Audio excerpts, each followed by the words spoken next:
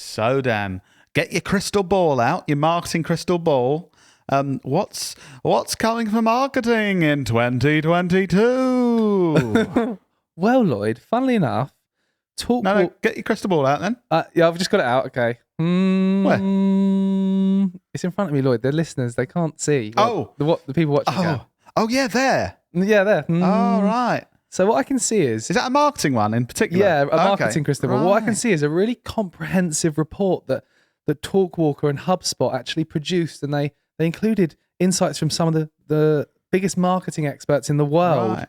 And I feel like there's lots of that we're going to share in this. Oh, it's podcast. quite a boring crystal ball then. No, it's actually really interesting. Oh, right. There's lots of interesting things we can talk about. Oh. And they actually included me in it as well. Oh, definitely not boring then. So, no, in all honesty, it's a really good, it's called like Social Media Trends Report 2022. And you can download it for free at talkwalker.com/social-media-trends. And it's a free report. It's, got insights and predictions from a whole range of really brilliant marketers and me.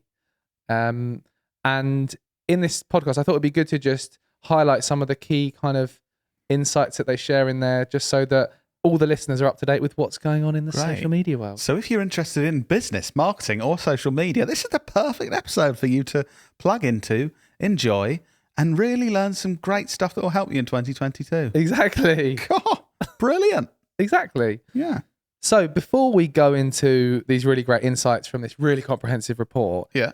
do you have any like predictions or things? Are you a big predictor of stuff or Social media. Yeah, social media. Am I a big predictor? I don't think I necessarily have a reputation of being a big predictor. But Lloyd, big predictor. Nelson. yeah. You know what they said? Do you know Lloyd? No. Oh yeah, that big guy, big predictor. Yeah. But happy to make some predictions. Yeah. So then I can be like Gary V And do another video. Like in 10 years, I'll be like, I said this in 2022. It will be a success. Yeah. But obviously in Gary V's voice, not in that weird one. So shall I make some predictions? Yeah, go on. Let's hear Okay. what you thinking. Okay. What's going to happen? TikTok will continue to take over everyone's lives and be the main social platform for the world. Yeah. It's scary how much it manipulates you to just keep watching it. Yeah. Which is why I think that's a good prediction. That's why I'm saying it. Like I see myself and others and the amount of time people are on it. It's scary. It's happened to me and I'm trying to fight it. So I think it's happening to lots of people, and the more and more, and it's starting to get rid of that reputation of, oh, it's for young people, and the reputation of, oh, it's just people dancing and lip syncing. I think this year has been the transition of people still saying that, and towards the end of the year, I'm not hearing that anymore. And even in business, people aren't saying like, well, do you think we should be on TikTok? Isn't that all for young people? They're just like, yeah, we need to be on TikTok now. So that's one. I personally think LinkedIn massively need to up their game if they want to stay relevant. I think I don't see currently like a competitor of LinkedIn for like business social side, but I think there was a time when content was on LinkedIn was really improved. I think 2020, 2021, where or sort of the beginning of 2021, that it seems like there was better quality stuff on there, and I feel like it's dropped again, and it's just uninteresting and lazy. And I don't think there's enough there to attract people to use the platform regularly. Yeah, I have to agree. I'd say maybe not as extreme as that, but I like trying to analyze my own LinkedIn, the way I use it. I'm not enjoying scrolling and consuming content as much. Yeah. Whereas TikTok, it's brilliant because it's manipulating me with all the brilliant content. Whereas LinkedIn, I think you are right. There's definitely good stuff happening, but I don't get as much of a buzz like, oh, there's this brilliant thing. Oh. I think the overall quality of what's in my LinkedIn feed isn't good enough to keep me like wanting to come back to the app or the website. Do you know what some may say to you? That's your own fault because you're not getting rid of people who are posting rubbish content and you're not following new people who are creating good content. But if I, as a user, have to go through this elaborate process to make it a good thing, That's more friction. So do millions of people, and they won't. So I think the platform and the algorithm and all that jazz need to adapt, because if you're relying on users to make changes to make the platform good solely, I don't think that's going to happen. I think that's also, like, for us as an agency, a lot of our work comes from LinkedIn, so it's something we need to keep an eye on, and also like diversify where we're getting business from. But that's kind of my point. I think it's too easy to be good, which is LinkedIn, good for us. Which is good for us. Like the bar. I'm not downplaying like us, but other platforms, like to get through to loads of people on TikTok in a meaningful way and get business leads and stuff would be much harder, because there's so much competition of stuff that people want to consume. Whereas LinkedIn, I still think there's not enough really great stuff on there.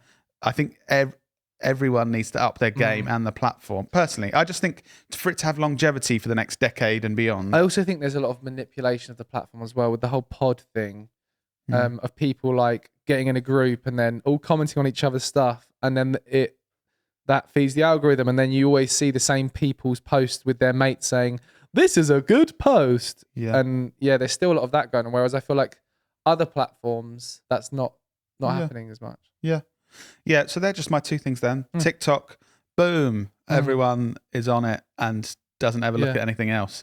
And I think, like I said, I really think LinkedIn needs to improve if it's going to stick around for the next 10 years. But that's my boring predictions. What about you? So, just off the top of my head, this isn't the exact quote that I used for the report or anything, but the continued rise of TikTok is unquestionable. So you actually copied my idea. Right. The platform offers such a low barrier to entry when it comes to producing creative, bite-sized video content, whilst offering the opportunity of huge organic reach and engagement. So I think in terms of like the barrier to entry to create content on LinkedIn, on TikTok, is you need a phone. You don't need a huge amount of production skills and knowing how to use a camera. It's literally people just pick. It's similar to like, it reminds me of the early days of Insta stories and Snapchat, when before, to make a video, you had to kind of know what you were doing with, whereas now you can produce much lower kind of produced content. Some of the TikTok videos I've shared on LinkedIn have helped generate hundreds of thousands of revenue for our video and social media marketing agency. So we found that some of them, our most effective videos on LinkedIn have been TikTok videos that have been repurposed. So one of the questions, I recently did a live Q&A with HubSpot and TalkWalker talking about this. And one of the questions they said was like, is TikTok a B2B platform? And I was like, currently, no, I don't think it is. But there's creative ways currently you can use it to gain value as a B2B business. For example, how we've done it is producing creative TikTok videos and then posting them on LinkedIn. Like one of our semi-viral videos was, remember when we won a really big deal and I made a video where we it captured us hugging and it was the music and stuff, which sounds really weird. But that did really well. I guess this is what I was saying about TikTok smashing it and LinkedIn not being good though. So the same content we have taken from TikTok, where it's done all right, put it on LinkedIn and it smashed it because the competition is so much lower of good quality content. And one of our biggest Knowlton secrets, okay, and this is one of our biggest Knowlton secrets, for having success on LinkedIn and where we get our ideas from, we get a lot of our creative inspiration from TikTok and then utilize that inspiration to come up with our own creative concepts. That's how we've done a lot of our creative, entertaining content. Get lots of ideas. That shows where the creativity is at the moment, though. In at the end of 2021 and going into 2022, if we're finding we're getting creative inspiration through TikTok, and then we're using that to do stuff on other platforms, I think that really tells the story. We're not going to LinkedIn for inspiration, are we? As a business as well, we're not saying as a girl lip syncing to videos, which is what everyone seems to think it was. Oh, we're getting great inspiration for what to lip sync to. We're saying as a B2B business, we're getting our inspiration for our content to help us grow our business and win business from TikTok. And I'll give you a specific example now. So we're being specific with this. Thank you. A recent example, actually. So a recent video we produced that I actually reposted the other day was a video kind of poking fun at LinkedIn influencers, inverted commas, when those elaborate stories. If anyone's listening and they're on LinkedIn, people post these elaborate stories where they say like, I was on the way to a job interview and I saw a dog outside and I gave it some money and then I found out the dog was interviewing me for like elaborate made up stories basically. Yeah. So I saw a video of a guy basically taking the piss on TikTok, like kind of this really elaborate story. And I thought, oh, we could do a really funny version of this. So then we scripted our own version. Yeah. Which was, It's interesting really as well with the kind of limitations of the TikTok platform. There's really great ideas that have been done simply. And I guess on other platforms, we can flesh them out more and build on that.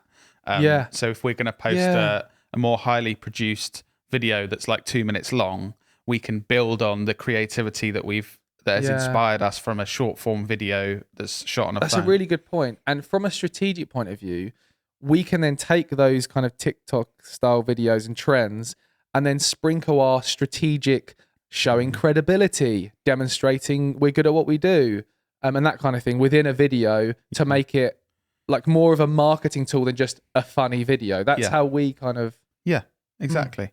So that was mine. In this report, which honestly, I really recommend everyone should download, there was like 10 key themes that these experts around the world have... Their process is to reach out to a load of marketing experts, ask them for their predictions, and then they produce these themes from the responses from these marketing experts. Right. And they've done surveys and stuff. So I'll let you know the 10 themes and then we'll dive into a couple of them and just have a... So the first one, Lloyd, is actually in line with what you and I said. TikTok will take over social media, leaving other platforms to adapt.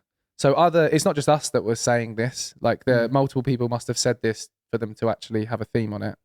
The second one, social ads will develop as cookies get crunched. Obviously, like the iOS 14 updates have happened and that's caused a big stir in the ads world. So that's something that's going to change. The next one, social selling will simplify the customer journey. Interesting. Okay. The next one, post-pandemic content will shape up to consumer needs. Number 5, omni-channel engagement will change the way consumers engage with social media. Number 6, maturing influencer marketing will finally come of age. It's really interesting how different these themes are. Like they've gone to a whole range of different experts. Number 7, brands will lead in social media decentralization. Number 8, the metaverse will be the next consumer connection. I think we've seen a lot of changes in that, like Facebook changing their name to Meta and lots of interesting things happening there. Number 9, brand inclusivity will be brand critical. And number 10, communities will develop and take control. Consumers have a choice. Are you all right? Something like that. Yeah. But yeah, there's some really interesting... I think what's interesting is the TikTok thing that we've said. Did you know, in terms of the speed of a platform getting to 1 billion monthly active users, where do you think TikTok comes compared to all of the other platforms? I imagine as you're bringing this up as a question, it will either be the slowest or fastest. And well, not necessarily. Oh, okay. But I would say quickly. Yeah. Okay. So, out of Facebook, WhatsApp, YouTube, Instagram, WeChat, TikTok, and Facebook Messenger, TikTok was the second quickest platform to get to 1 billion monthly active users, and it took them 5.1 years. What was the first? Facebook Messenger with 4 years. But that's cheating because Facebook's already got 2 billion. Mark Zuckerberg cheating. Yeah. But how long do you think it took Facebook to get to 1 billion monthly active users? 8.7 years. Yeah, because you're looking at my notes. Oh, sorry. Yeah, which is interesting. And it's like we've seen the fast rise of TikTok. I remember when TikTok used to be Musical.ly and then it changed to TikTok. But in the Musical.ly days, like no one in business was looking at it like that's something that we can use in the future. It was just people dancing and doing, From the work we've done as well and the data, the cost per click you can get from TikTok is much cheaper than currently achievable on a platform like LinkedIn or Instagram. Yeah. On average. and I think people haven't caught on to that. People are still, and even when you say that, cost per click is cheap, and they're like, oh yeah, but what is it? What, girls lip syncing? Like, no, Martin, stop saying that. It's not relevant to everything we say about TikTok. Yeah. You know, people that are clicking on ads to buy a product or a service, it's cheaper to get them to your website from TikTok than most of these other platforms. Surely that is going to drive so much more attention in the next year or so towards TikTok. And also in terms of like organics, so that's like paid stuff, organically being able to go semi-viral or reach a huge audience, we've proven how this is possible. You know, we've run client campaigns. When you produce enough variety of content on TikTok, something is going to pop. Yeah. Even recently on our Knowlton TikTok, Yeah. we set Yaz a challenge of make us go viral within a month. And she did it. Yeah. We got like 250,000, or like, I don't know what you class as viral now. Yeah. Maybe that's semi-viral. Viral doesn't mean anything really. No. You can be whatever you want it to be. Yeah. Yeah. And with our client, like our first client that we went big on TikTok on and had it as the main focus for the entire campaign. We had, when we were starting out, we had TikToks that were getting like 150 views. And then the next one would get 250,000. And then the next one would get like 4,000. Yeah. And then we had one with over 1 million, you know, in the first like couple of months of that campaign. So like you said, if you're doing enough, trying enough, testing enough, there's the ability there to reach a huge amount of people without spending anything necessarily. It's that variety as well. Another one of the other themes that I find really interesting, and we're definitely no experts in this at all. So speak for yourself. I'm pretty much an expert in most things. The metaverse. Oh yeah, yeah. Me and Zucks have had a few chats about it. But I think what's really interesting when like you think about the metaverse, which is basically a virtual world. Like imagine this, but it's like like VR, but more advanced. So imagine in 20 years. Us, we wake up, rather than going to work, we just plug into the metaverse and we work from our office in the metaverse. We go for lunch with our friends in the metaverse. I don't necessarily personally feel like this is a good thing. I don't know, like imagine us, everyone's sort of going on about the metaverse. Yeah, we can do in this virtual world, and imagine like you barely see anyone in real life because it's so advanced that you just plug into your head. Do you think that's a good thing? I don't think it's a good or a bad thing. I think this is something we constantly, as humans, fall into with new technology and new things. We're like, right, there's 2 boxes. Which one's it going in? Yeah. Is it good or bad? And I think at the moment you've got, it's very polarized. You've got people hugely excited by the metaverse. Like this is a whole new revolution of like how the world's going to be. And then people, I suppose, like you, but an exaggerated version. What, you're not going to see any real people? Yeah. Great. What, you're just going to put a headset on and watch girls lip syncing, are you? No, Martin. That was TikTok. And I think it's going to be somewhere in the middle. I think it's hugely polarizing because it seems like such a big change. Like, I suppose, like you're saying, it goes from 0 to what? So we're gonna put that on, be there all day, and not see any real people. I think the reality is, just like our screen time on our phones. So I don't know what yours is. I don't know what mine is at the moment, but I know that people are spending hours on average daily on their phones. And there's some real positives to that, and there's some real negatives. I can be WhatsApping my grandma who lives in Spain, and we've got that connection. Also, I'm scrolling on TikTok for an hour rather than playing with my child. Negative. So I think it's not. So that isn't good. It's not black or white. Bad, and you have people that are polarized on that. Oh, staring at your phones. It's the worst thing ever. And I think it's the same with it will be the same with the metaverse.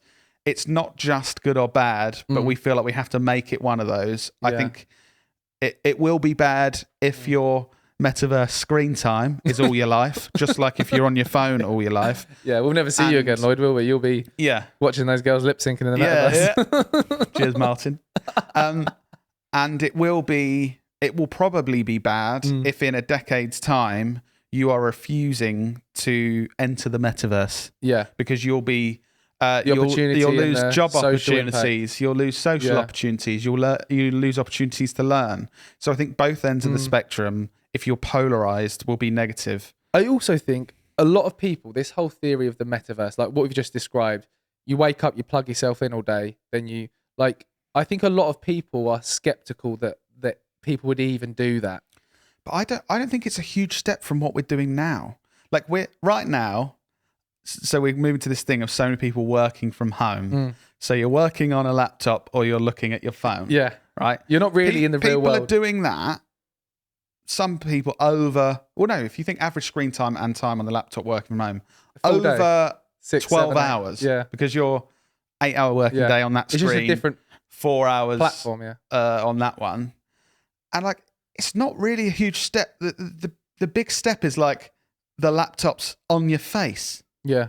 Like that's but do you see what I mean? Like we're already in this zone where, I'm not going to the office. Yeah. I'm not meeting my friend for lunch. I'm having a Zoom call and I'm on WhatsApp with my friend. Like the big change is that's just a bit more permanent. Like it's on your eyes and you're in a virtual environment rather than video calling. And also there's clues. Device. There's clues in humans' current behavior to show how they're already embracing this kind of thing. If you think of Fortnite, right? Fortnite is compared to is like a digital game where you're in a digital world. Has more active users and people doing it than playing football in real life. So I looked up. There's like 350 million people playing Fortnite and 265 million people play football in real life. American football or soccer? Soccer. Okay. If you also think about, eventually people are going to, like there's people buying property in the metaverse. You're going to have a character that you want people to perceive in a certain way. So you're going to buy skins and stuff. If you imagine like Fortnite, you can buy skins and gaming, you can buy clothes and things. People are already spending money on like face tuning apps for Insta to make them look a certain way so that they perceive in a certain way. All of these signs are showing that when it just changes to, it's same as like looking at your phone or your screen, but you're plugged in. People are it's not going to be as big a step as you think. I think it's a smaller step than people are making it out. It's like, and I do think it is going to have a huge impact, but people think it's this new thing where, like you're saying, there's been signs over the last 10 years that are moving towards that kind of thing. Yeah. I think one challenge, and I think something that will be exaggerated as a challenge. So as Web 2.0 of social media and platforms came into place, you've got this online, the first time you kind of had an online life and an offline life. Before, when it was just like, I'm just on Ask Jeeves and reading blogs, that wasn't kind of a life. That was just it was like a tool I used. And people get overwhelmed and suffer mentally from trying to keep up this online persona and also dealing with things in their offline life. And I think that's a challenge for a lot of people, and people feel pressured. I think this may exaggerate that. Like, if I'm like trying to think, right, I need to be a better husband and a father, and in the real world, playing with my son, and I've got to paint that room, and because that will make my wife really happy. And then also you're like, I've also got to help my mate build his virtual house, and I said I'd give him a hand. I think you're going to have like the pressure of two lives, and trying to keep up appearances and like keep people happy in both those lives. And I think that's going to be a challenge in the future. And I think one of those is going to fall by the wayside. It's going to be hard to be the best you can be in both worlds. Like you said, I think it's going to bring a lot of good and a lot of bad to the world. Same as social media. Yeah. All the amazing things. So don't just try and put it in the good or bad box. It's going to be both. I think I'm just not sure on the split yet. Yeah. And I think we never will know. Like social media, there's still the argument. So when was like Facebook? 2005, 2007, something I don't know, something like that. We're still arguing now whether social media is a good or a bad thing overall. It's both, and everyone has their own opinions. I think we have to accept that the metaverse will be both. We just don't quite know yet. Cool. Well, there's lots. That was a much better conversation about the metaverse than I thought we had.